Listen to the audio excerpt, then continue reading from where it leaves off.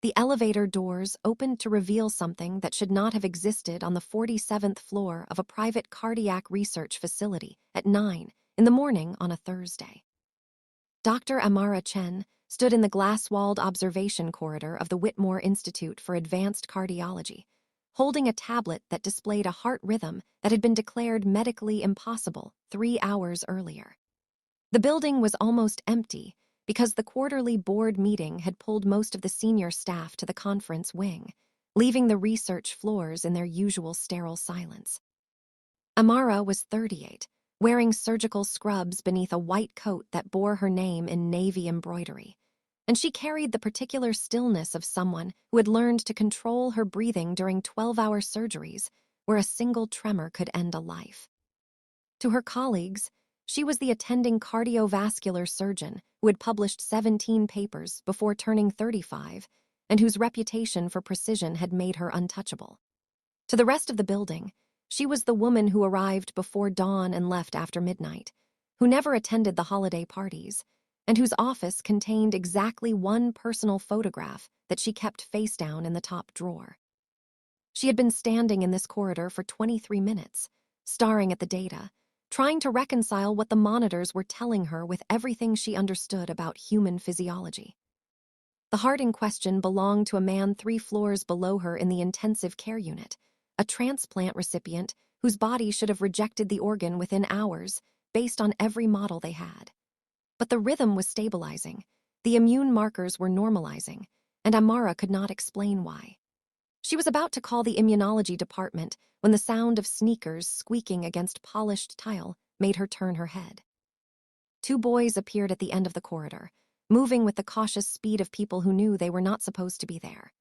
They looked about 12 years old, identical twins with dark hair and matching blue hoodies, and they were scanning the hallway with the focused intensity of people executing a plan.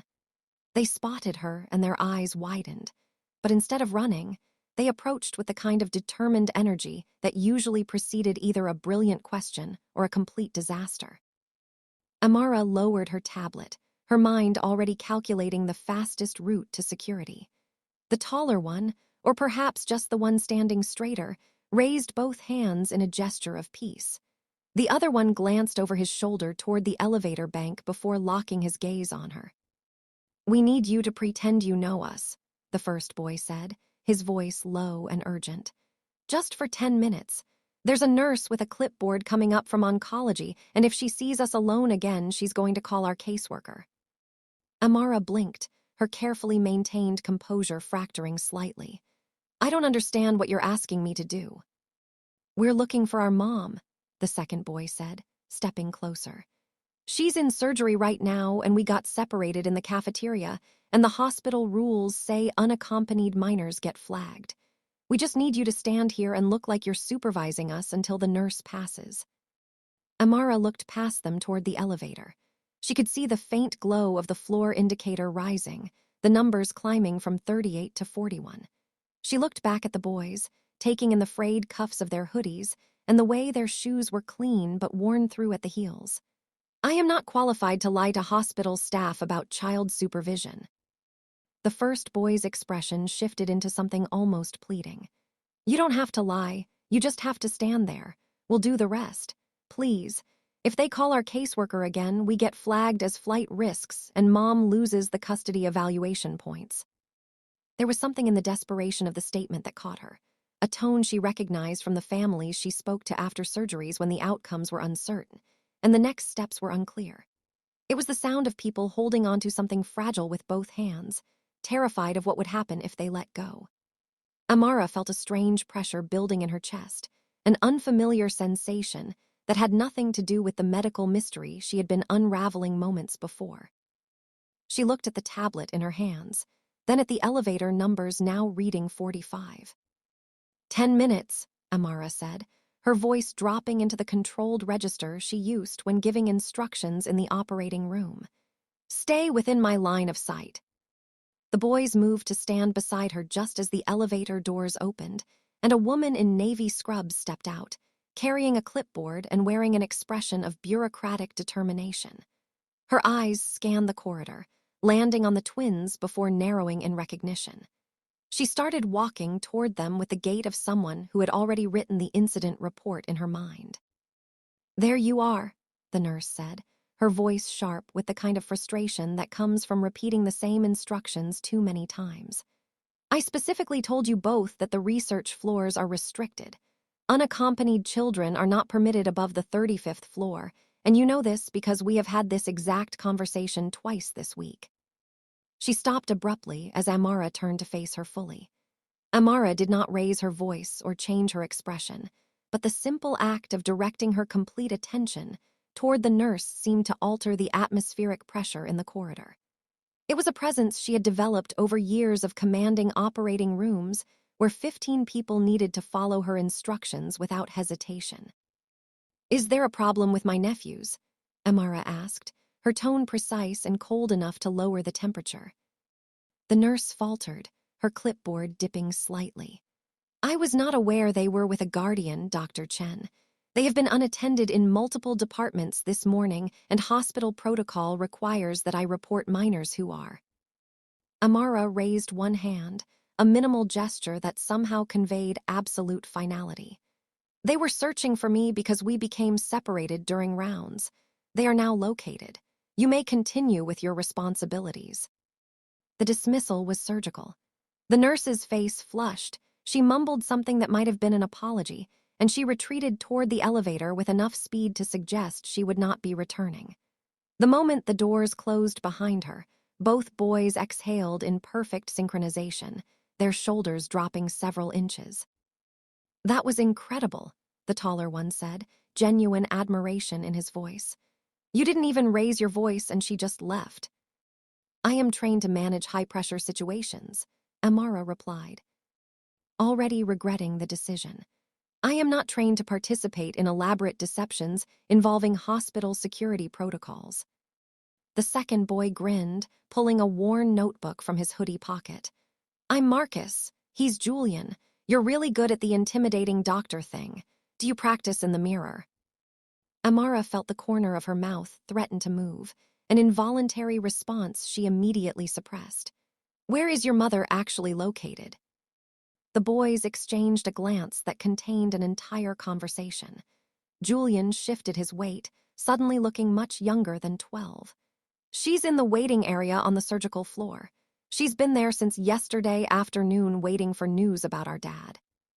He had an emergency valve replacement, and she hasn't left the building, and she told us to wait in the family lounge, but Marcus wanted to see the research labs because he's obsessed with cardiology, and we thought we could just look for 5 minutes, and then we got lost, and then the clipboard nurse spotted us near the imaging department, and we panicked." The explanation tumbled out in a rush, the carefully constructed confidence from earlier dissolving into the obvious fear of 2 children who had made a mistake and were trying desperately to fix it before anyone got hurt. Amara processed the information with the same methodical approach she used to evaluate surgical complications, identifying the critical variables and the probable outcomes. "Your father is a cardiac patient," she said, the statement landing somewhere between a question and a confirmation. "Valve replacement," Marcus confirmed. "Emergency admission 3 days ago. They said the surgery went well, but he's still unconscious, and Mom is terrified, and she won't eat, and she keeps saying she's fine, but she's not fine, and we just wanted to do something useful instead of sitting there watching her fall apart." Amara understood the impulse more than she wanted to admit. She looked at the tablet in her hands, still displaying the impossible heart rhythm. She looked at the boys who were trying so hard to hold themselves together. She thought about the photograph in her desk drawer, the one she had not looked at in 6 months, because looking at it made the silence in her apartment unbearable. "Come with me," Amara said, making a decision that felt both reckless and necessary. "I need to review a case file in my office, and you need to remain supervised until we can return you to your mother without triggering additional security protocols.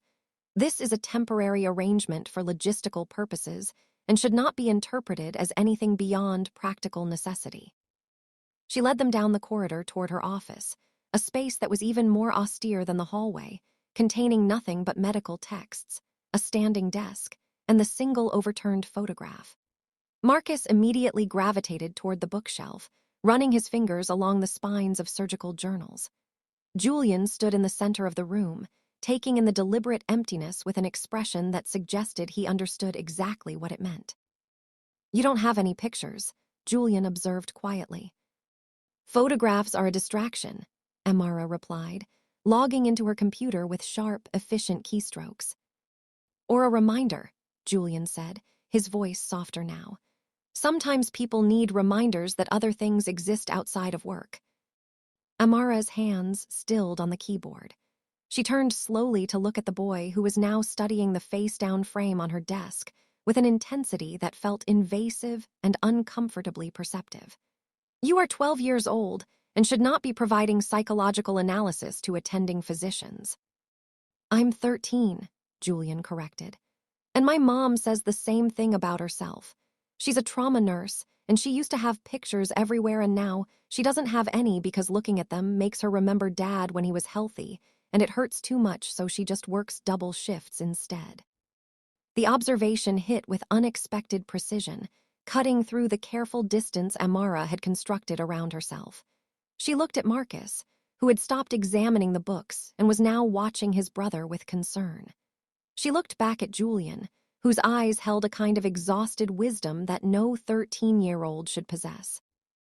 "Your father is going to recover," Amara said, the words emerging before she fully understood why she was offering them.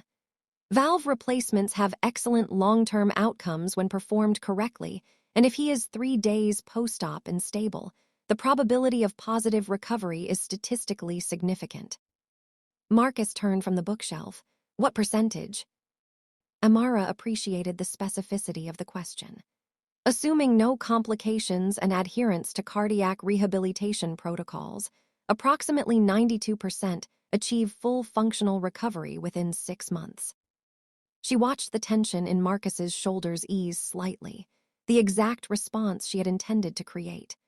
Julian was still looking at the photograph frame, and Amara realized with sudden clarity that he was not going to ask her about it because he already understood. The silence that followed was not uncomfortable, but rather a shared acknowledgement of things that were too complicated to explain. Her phone vibrated against the desk, the screen lighting up with a message from the ICU. The heart rhythm anomaly had stabilized completely, and the transplant team was requesting her consultation on the immunological response. She picked up the phone, her mind already shifting into the clinical focus that had defined her life for the past 6 months, and then she stopped. "I need to go to the ICU," Amara said, looking at the boys. "You need to return to your mother. I can escort you to the surgical waiting area and explain the situation in a way that will not result in additional security reports." Julian nodded slowly. "Thank you for helping us." "I did not help you," Amara said, the correction automatic. "I temporarily participated in a mutually beneficial arrangement that allowed you to avoid administrative consequences while I fulfilled my obligation to ensure patient safety within this facility." Marcus grinned, the expression transforming his face. "You're really bad at accepting thank yous, Dr. Chen." 3 weeks later, Amara was reviewing post-operative scans in the imaging department when she heard a familiar voice asking the receptionist about visiting hours for cardiac recovery patients. She looked up from the monitor to see a woman in her late 30s standing at the desk, holding a coffee cup in one hand and a worn hospital visitor badge in the other. The woman had dark circles under her eyes, but her posture was straight, her presence carrying the particular exhaustion of someone who had been running on adrenaline and determination for too long. Marcus and Julian stood slightly behind her, both of them scanning the hallway with the same cautious energy Amara had first observed. When Marcus spotted her, his face brightened and he said something to the woman, who turned to follow his gaze. Amara felt a brief impulse to pretend she had not seen them and return her attention to the scans, but Julian was already walking toward her with that same unsettling perceptiveness in his eyes. "Dr. Chen," the woman said, following her sons across the corridor. "I'm Nina Torres. I understand you helped my boys a few weeks ago when they were being spectacularly irresponsible in the research wing." Amara set down the tablet, preparing her standard response for deflecting gratitude. I simply ensured they were supervised according to hospital protocol. It was not a significant intervention. Nina's expression shifted into something between amusement and exasperation. They told me you terrified a nurse into retreat without raising your voice, and then let them hide in your office while explaining cardiac surgery success rates in enough detail that Marcus has now decided he wants to go to medical school. That sounds fairly significant to me. I provided statistical information, Amara said. That is part of my professional responsibility. Most doctors don't provide statistical comfort to random children in research corridors, Nina replied, her tone gentle but firm. Most doctors would have called security. You didn't. That matters. Amara found herself without an adequate response, a rare experience that left her feeling oddly unbalanced. She looked at the boys, who were watching the exchange with poorly concealed interest. How is your father progressing? He's awake, Julian said, the relief in his voice palpable. He got moved to the recovery wing yesterday, and the doctors said he can probably go home next week if the rehabilitation assessments go well. That is consistent with expected outcomes, Amara said, feeling the conversation slipping into familiar territory. Adherence to the prescribed cardiac rehabilitation program will be critical for long-term recovery. Nina nodded, shifting the coffee cup to her other hand. We're very aware. The rehab coordinator has given us approximately 17 binders of information, and I think I've memorized most of it. She paused, studying Amara with an intensity that felt uncomfortably similar to Julian's earlier assessment. The boys mentioned, you work constantly. When was the last time you ate something that wasn't from a vending machine? The question was so unexpected that Amara answered before she could stop herself. I had a protein bar approximately 4 hours ago. That's not food, Nina said flatly. That's fuel. There's a cafeteria on the second floor that actually makes decent sandwiches, and you look like you could use 20 minutes away from the monitors. Join us. Amara opened her mouth to decline, to explain that she had 3 consultations scheduled and a research presentation to finalize. But Marcus was already moving toward the elevator, and Julian was looking at her with an expression that somehow conveyed both hope and understanding of the possibility of rejection. Nina was waiting patiently, not pushing but not retreating either, and Amara realized that the careful isolation she had maintained for 6 months was being dismantled by a trauma nurse and 2 13-year-olds who had somehow decided she was worth the effort. 20 minutes, Amara said, the words feeling like a tactical retreat. I have a consultation at 2. The cafeteria was significantly more crowded than Amara preferred, but Nina navigated them to a table near the windows, where the noise level was manageable. The boys immediately began constructing elaborate sandwich combinations, while Nina sat across from Amara and studied her with the practiced assessment of someone who spent their professional life reading people under stress. The boys told me about the photograph, Nina said quietly, keeping her voice low enough that Marcus and Julian could not hear over their debate about condiment ratios. The one you keep face down in your office. Amara's hand tightened around her water bottle, the plastic crinkling audibly. That is not an appropriate topic for discussion. Probably not, Nina agreed. But I'm going to talk about it anyway because I recognize the pattern. You're working yourself into the ground because going home means dealing with the silence, and the silence means remembering, and remembering hurts too much, so you just stay here where you can focus on saving other people instead of processing your own loss. The accuracy of the statement felt like a physical impact. Amara set down the water bottle carefully, using the precise movements to maintain control. You do not know my circumstances. I know grief, Nina said simply. I know what it looks like when someone is drowning in it but refuses to admit they need help. I know because I've been there. Different circumstances, but the same drowning. Amara looked at her, really looked at her for the first time, and saw the truth of the statement in the tightness around Nina's eyes and the way she held herself like someone who had learned to carry weight without collapsing. Your husband nearly died 3 weeks ago. He did, Nina confirmed. And before that, we spent 8 months knowing it was coming, watching his heart fail in increments, trying to prepare ourselves for the probability that he wouldn't make it to the transplant list in time. We got lucky. The valve replacement worked, and he's going to be fine, and I am so grateful I can barely breathe sometimes. But that doesn't erase the 8 months of terror or the fact that I still wake up at 3 in the morning convinced he stopped breathing. She took a sip of her coffee, her hands steady despite the weight of the confession. So I understand working too much and avoiding empty apartments and keeping photographs face down because looking at them makes everything worse. I also understand that at some point, you have to decide if you're going to let the grief win or if you're going to fight back by letting people in. Amara felt something crack in her chest, a small fracture in the careful containment she had built around the loss that had defined her last 6 months.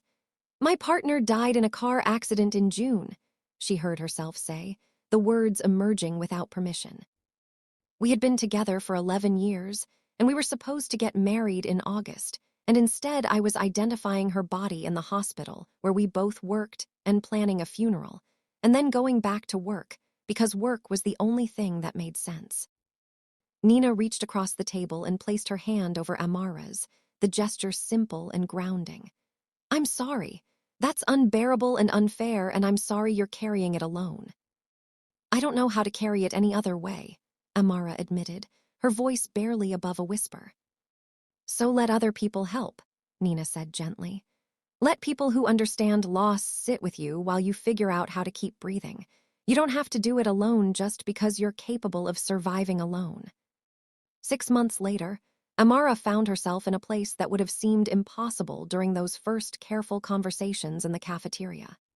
She was standing in Nina's kitchen on a Saturday morning, attempting to make pancakes, while Marcus provided running commentary on her technique, and Julian set the table with the kind of meticulous precision that suggested he had inherited some of her tendencies.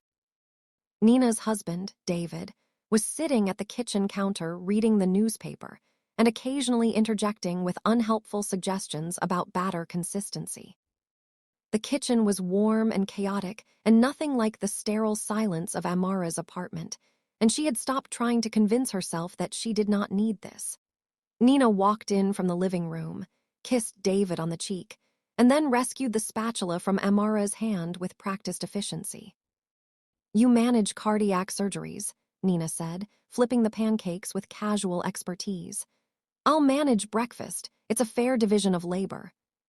Amara stepped back, watching the four of them move around each other with the comfortable rhythm of people who had learned to exist in shared space. She thought about the photograph that was no longer face down in her office, but standing upright on her desk, a reminder that love and loss could coexist without destroying her.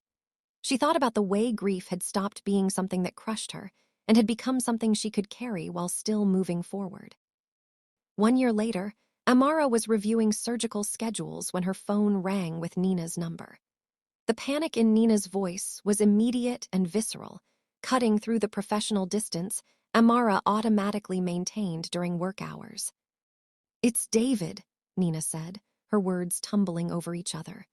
He collapsed at home, and the paramedics are saying it might be a cardiac event, and we're heading to the ER, and I know you're not on call today, but I don't know who else to call, and I'm terrified. Which hospital? Amara said, already standing and grabbing her keys. Whitmore, Nina managed. We're 10 minutes out. I'll meet you there, Amara said. Don't let them make any decisions until I arrive. She made it to the emergency department in 8 minutes, bypassing the standard intake procedures with the kind of authority that came from 17 years of surgical experience and a complete unwillingness to tolerate bureaucratic delays when someone she cared about was in danger. She found Nina in the waiting area, her hands shaking and her face pale. And for the first time since Amara had known her, Nina looked genuinely breakable. Tell me what happened, Amara said, sitting beside her and taking both of Nina's hands in her own. Nina explained the sequence of events, while Amara listened with the focused intensity she brought to pre-surgical consultations, filtering the emotional context from the clinical details. When Nina finished, Amara stood and walked directly into the treatment area, locating the attending physician and requesting David's chart with the kind of calm insistence that made it clear she was not making a request, but stating an expectation. 3 hours later, after Amara had personally consulted with cardiology and ensured that David was stable and receiving appropriate treatment for what turned out to be a manageable arrhythmia rather than a catastrophic event. She returned to the waiting area where Nina was sitting with the boys. Julian saw her first, and his expression shifted from fear to cautious hope. "He's stable," Amara said, sitting down and looking at all three of them. "It was an electrical conduction issue, not structural damage. He'll need medication adjustments and monitoring, but the prognosis is excellent." Nina's face crumpled and she leaned forward, pressing her forehead against Amara's shoulder while her body shook with the kind of crying that came from holding terror at bay for too long. Amara wrapped her arms around her, holding her steady while Marcus and Julian moved closer, creating a small protective circle in the middle of the waiting room chaos. "Thank you," Nina whispered against Amara's shoulder. "Thank you for coming. Thank you for being here." "You asked me to let people help," Amara said quietly. "I'm learning that it works both ways." 18 months later, Amara stood in her apartment and realized that the silence no longer felt oppressive. The space had changed gradually, accumulating signs of other people's presence in ways she had not consciously registered until now. There were books on cardiac rehabilitation that Marcus had borrowed and never returned. There was a coffee mug from Nina's kitchen that had somehow migrated to Amara's cabinet. There were photographs on the wall, new ones alongside the old, documenting the slow integration of two families that had found each other through coincidence and need. Nina was in the kitchen, cooking dinner with the easy confidence of someone who had been given explicit permission to treat the space as her own. David was on the couch helping Julian with calculus homework, while Marcus explained something about cellular respiration, with the kind of enthusiasm that suggested medical school was becoming less of a distant dream and more of an inevitable trajectory. Amara watched them from the doorway of her bedroom, taking in the scene that had become normal over months of accumulated dinners and emergency calls and quiet evenings where they simply existed in shared space.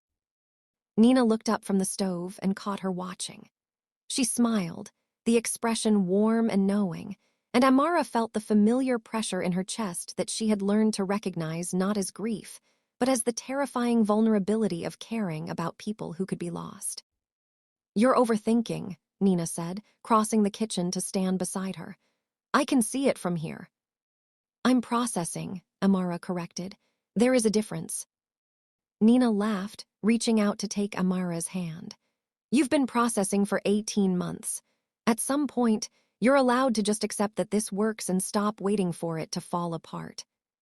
Amara looked at their joined hands, at the careful way Nina's thumb was tracing small circles against her wrist, at the boys on the couch and David's steady presence filling the space that had been empty for so long. She thought about the life she had built through control and precision, and the life that was being built now through messiness and risk, and the terrifying decision to let people matter. "I don't know how to do this," Amara admitted. "I don't know how to let this be real without preparing for the probability of loss." "You do it badly at first," Nina said gently. "You let yourself be scared and you show up anyway, and eventually it gets easier.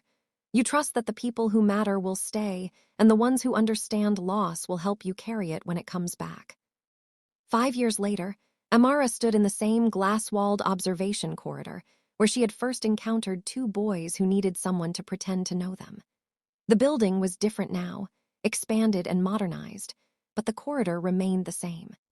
She was holding a tablet that displayed surgical outcomes data, reviewing the statistics with the same methodical focus she had always brought to her work. The work itself had changed. She was still an attending cardiovascular surgeon, still publishing research and training residents, but the isolation that had defined her professional life had been replaced by something more complex and sustainable. Nina's influence had forced her to acknowledge that precision and connection were not mutually exclusive, that she could be excellent at her work while also being present for the people who had slowly reconstructed her understanding of what family could mean. Marcus was in his 3rd year of pre-med at the state university, calling her every Sunday to discuss research papers and ask questions that suggested he was going to surpass her expertise within a decade. Julian had chosen psychology instead of medicine, a decision that had surprised no one who had witnessed his uncanny ability to read people. David had recovered fully from the arrhythmia and had become Amara's most reliable partner for early morning runs, the two of them processing the world in comfortable silence. And Nina was waiting for her at home, probably cooking something elaborate despite Amara's repeated insistence that they could order food, probably rearranging the living room furniture, because she had decided the current configuration no longer optimized the natural light.